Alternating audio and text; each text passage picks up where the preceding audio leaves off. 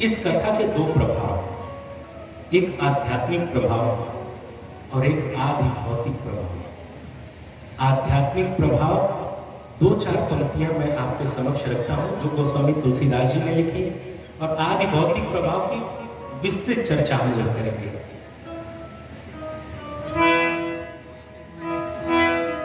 बाबा से पूछा गया, बाबा ये कथा आपकी जो है आपने लिख तो दी, इसका प्रभाव क्या होगा? तब तुलसीदास जी ने कहा कि सबसे पहला प्रभाव बुद्धिजीवियों पर होगा। क्या? बुध विश्राम सकल जन रंजनी, बुध विश्राम सकल जन रंजनी,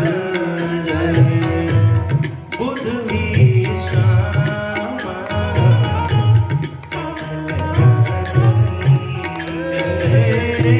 बुध विश्राम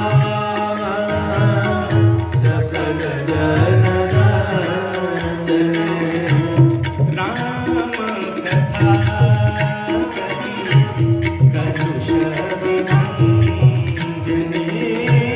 राम कथा कली कल्प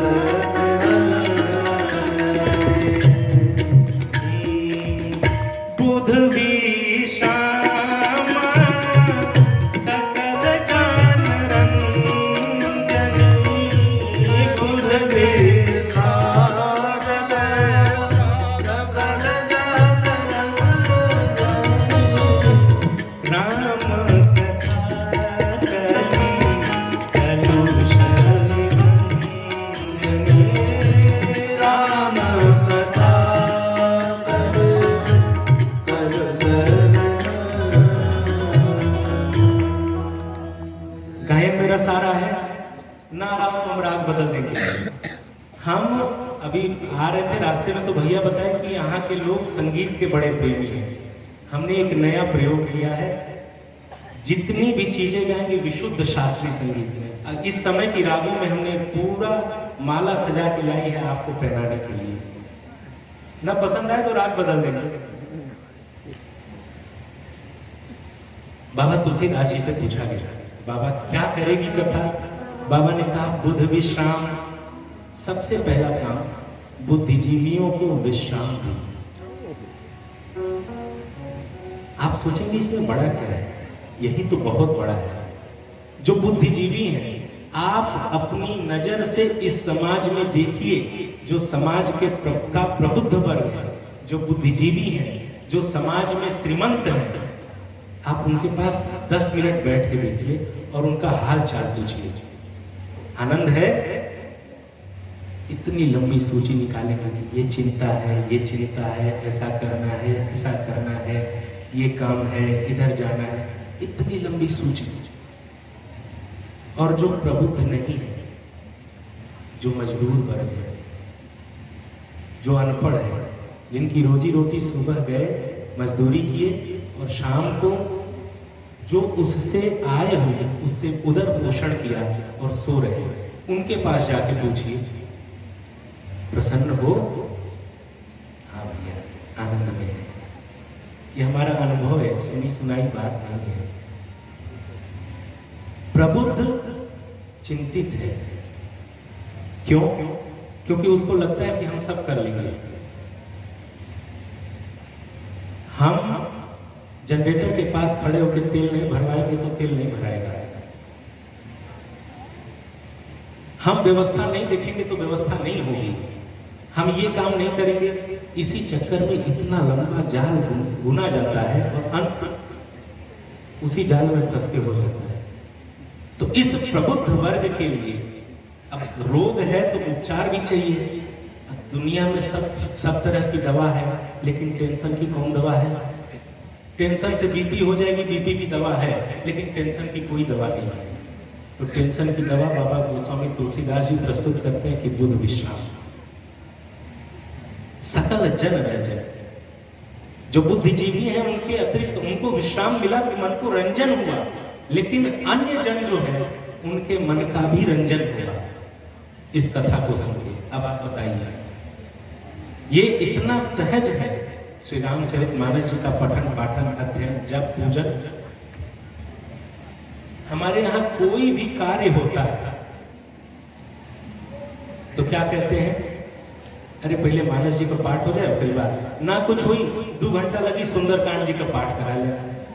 और समाज में ऐसे नस में जैसे धमनियों में रक्त का प्रवाह होता है, तुलसीदास जी ने इतना सुमधुर लेखन किया है कि उनकी चौपाइयां जो कुछ नहीं जानता है उनको भी पता है। मंगल भवन अमंगल हारी, द्रवो सुदशरथ अजिर बिहारी, किसको नहीं पता है। संस्कृत का श्लोक इतना सहज है। अतुलित वर्धामम हेम शैला भदेहम धनुजवन कृशानम ज्ञानी नामक गणिम, पूरा श्लोक सबको पता होगा। दोहा छंद सोरठा चौपाई, और ये इस तरह से गढ़ा गया है।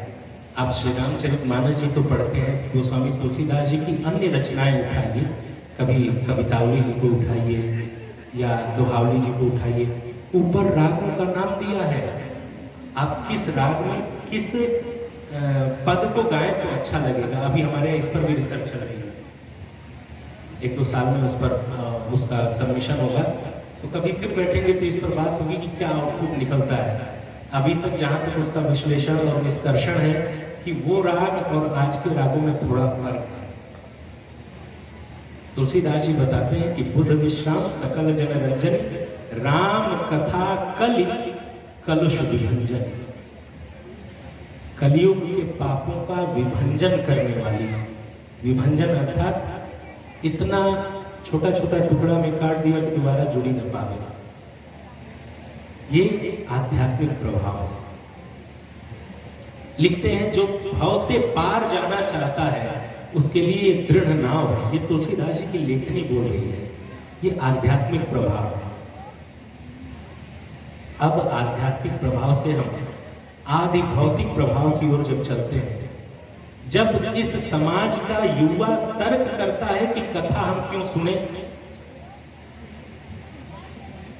तब उसके उत्तर के लिए हमने जो अपना शोध अभी तक जो बाल बुद्धि में समझ आई है, उसमें जो हमने पाया है कि श्री रामचरितमानस केवल एक ग्रंथ नहीं है। इस पर एक बड़ा व्याख्यान हमने दिया था अपने विश्वविद्यालय में। इस ग्रंथ में केवल श्री राम जी का जीवन चरित्र नहीं है। ऐसा नहीं है कि इस ग्रंथ में आरंभ होता है कि भगवान का जन्म हुआ, बाल लीला, वन लीला, विवाह लीला, अयोध्या आगमन, फिर वनगमन, सीता हरण, रावण मरण, पुनः अयोध्या आगमन। केवल इतना ही श्री रामचरितमानस जी में नहीं है। आप श्री रामचरितमानस जी को पढ़िए, बुद्धि घूम जाएगी। जीवन का कोई भी ऐसा प्रश्न नहीं है जिसका उत्तर श्री रामचरितमानस जी में नहीं है। विषय बड़ा लंबा है, इसकी एक और उपशाखा बनाते हैं कि हमारे वर्तमान समय में समाज की जो छिन्न भिन्न होने की परिस्थिति जो उपस्थित हुई है, इसकी औषधि के रूप में श्री रामचरितमानस जी का लेखन तुलसीदास जी ने कैसे करके रखा है, और मुझे क्या नहीं समझ में आ रहा है। समाज की सबसे बड़ी समस्या क्या है? बेटे 4, 2 गिरफ्तार और 2 फरार, पिताजी परेशान है, या जो घर पे भी है उनकी भी स्थिति ठीक नहीं है, मारपीट, अलगाव, माता पिता से मारपीट। सबसे बड़ी जो विडंबना है, जिसका कॉन्सेप्ट हमारे सनातन में नहीं है, तलाक का, वो भी हमारे यहाँ कितना हो रहा है। बड़ी परिस्थिति है, पति पत्नी आपस में झगड़ते हैं, भाई भाई आपस में झगड़ते हैं, बाप बेटा आपस में झगड़ते हैं, बेटा माँ आपस में झगड़ते हैं, और आए दिन कोई ना कोई ऐसी परिस्थिति उपस्थित होती है जिसको देख के लगता है कि क्या यही सनातन है? और क्या हम सनातनी हैं?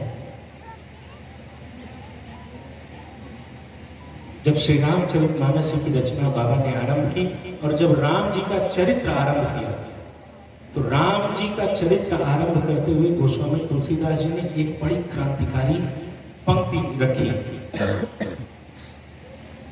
और उस क्रांतिकारी पंक्ति के समीप जब हम पहुंचते हैं तो वहां बुद्धि रुकती है और तर्क करती है, और हमारे अंदर बैठे तुलसीदास जी उस तर्क का समाधान क्या प्रस्तुत करते हैं, आप जरा सुनिए। तुलसीदास जी लिखते हैं, भगवान राम को वो अपना आराध्य कहते हैं और लिखते हैं,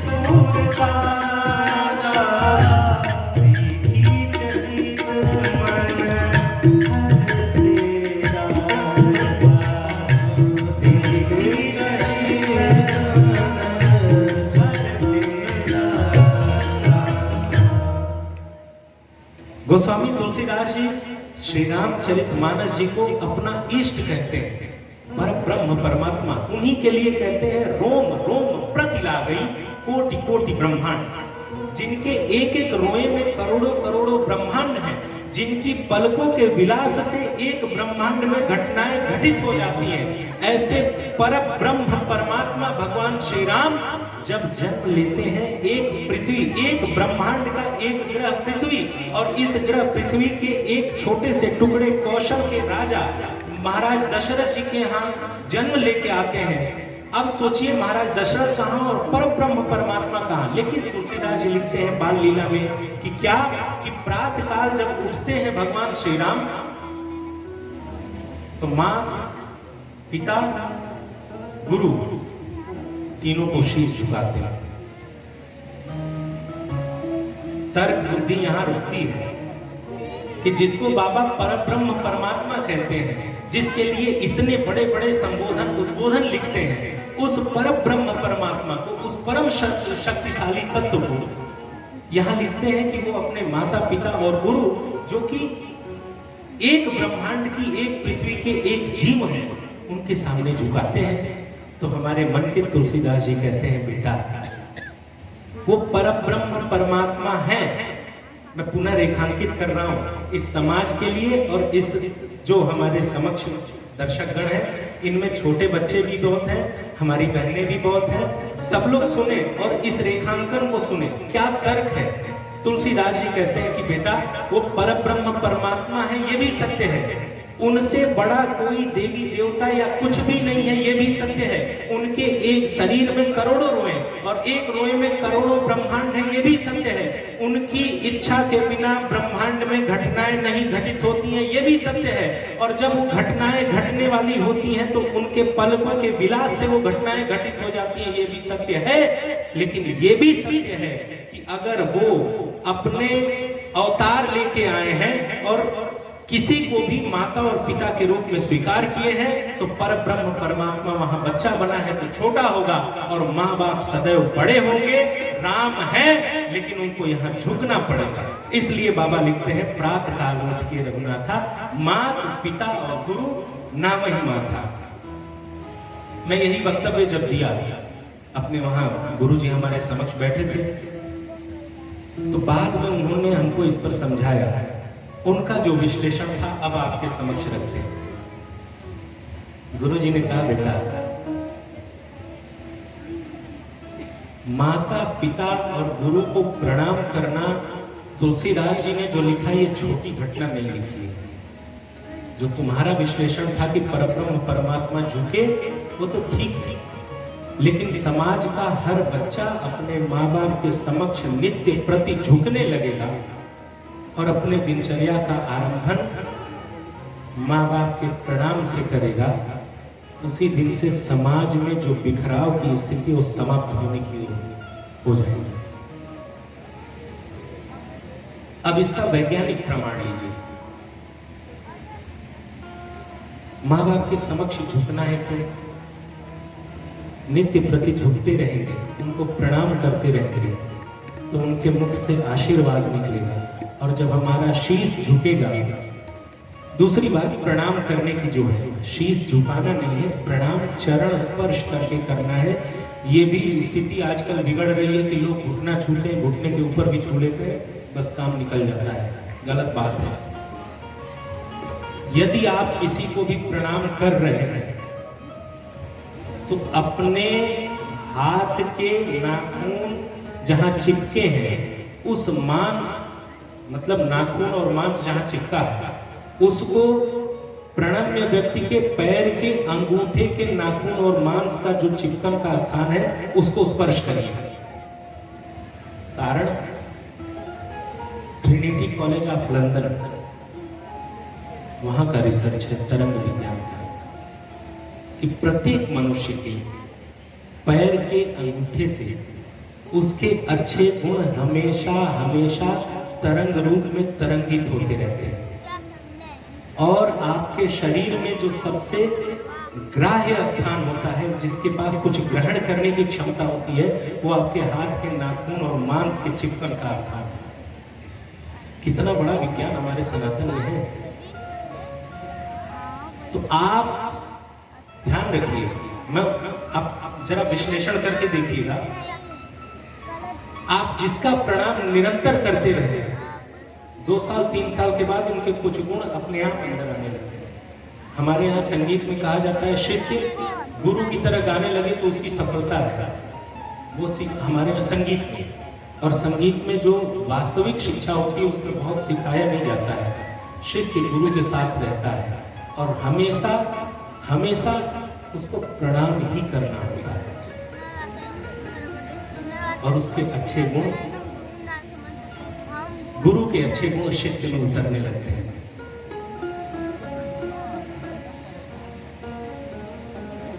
इसलिए ये वैज्ञानिक कारण है। आप सबसे जो युवा वर्ग है, आप सौभाग्यशाली हैं अगर आपके ऊपर आशीर्वाद का हाथ रखने वाला कोई है।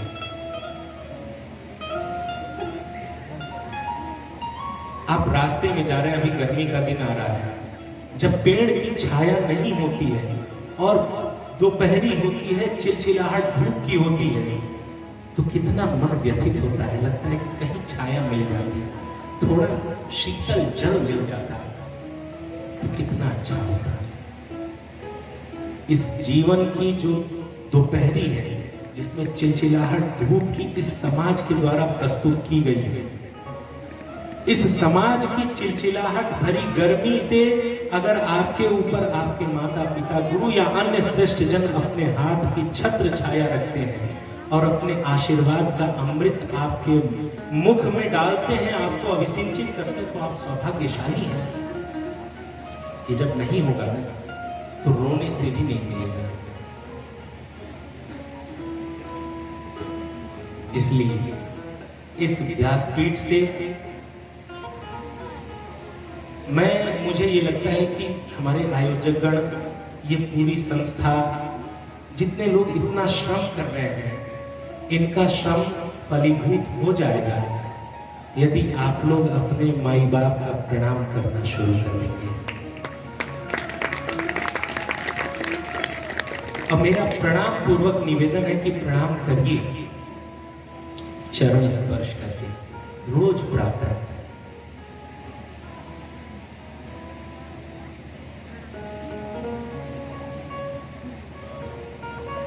ये तो प्रणाम का विज्ञान है। मैं एक उदाहरण बताऊंगा। एक बहुत बड़े हमारे अभी आदरणीय कैप्टन महोदय आए थे। मैं उदाहरण सेना से ही दे रहा हूँ। सेना के वायुसेना के एक जवान राकेश शर्मा, जो बच्चे अभी पढ़ाई कर रहे हैं वो नाम जान रहे होंगे। ये भारत के प्रथम नागरिक थे जो अंतरिक्ष में गए थे। जानते हैं सब लोग? जो बच्चे जानते हैं जरा हाथ उठाएं। बहुत सुंदर। जो नहीं जानते वो जान लीजिए। भारत के प्रथम नागरिक थे जो अंतरिक्ष में गए थे रसिया की मदद से। जब वो लौट के आए, जब पत्रकार वार्ता हुई तो एक पत्रकार ने पूछा कि शर्मा जी, भारत में तो इतनी बड़ी वायुसेना है और इतने पायलट हैं, इनमें से अकेले आपका चुनाव क्यों किया गया इतनी बड़ी उपलब्धि के लिए? तो उनका जो जवाब था वो आज की जो बात हम कह रहे हैं इसी से संबंधित था। उन्होंने कहा कि मुझे नहीं पता है कि ये किस कारण से हुआ, मुझ में क्या गुण देखा गया कि हमको इसके लिए चयन किया गया, चुना गया, लेकिन मैं जो समझ पाता हूं, मेरी बुद्धि जो समझ पाती है इस उपलब्धि के लिए मेरा चुनाव क्यों हुआ, क्योंकि मैं जब बहुत छोटा था तो मेरे पिताजी सबका प्रणाम कराते थे और मैं आज तक अपने गांव में जाता हूं तो अपने सभी बुजुर्ग जनों का प्रणाम करता हूं। उसी का प्रतिफल है कि इतनी बड़ी उपलब्धि मुझे हासिल है। ये साधारण बात नहीं। आशीर्वाद मेरे यहाँ या कहीं भी समाज में कुछ ऐसे बुजुर्ग होते हैं जो बहुत क्रोधी होते हैं, थोड़ी बात में बिगड़ जाते हैं, बच्चे तो उनको चिढ़ा चिढ़ा के दम निकाल देते हैं, लेकिन उनका भी अगर आप प्रणाम करेंगे वहां से भी कुछ न कुछ मिलेगा। बड़ा फायदा है।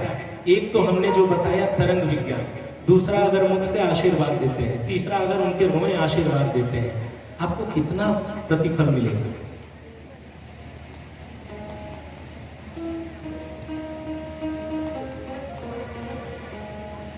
अंत में इस जो उपविषय है प्रणाम का, इसका उपसंहार मैं कहूं कि समाज में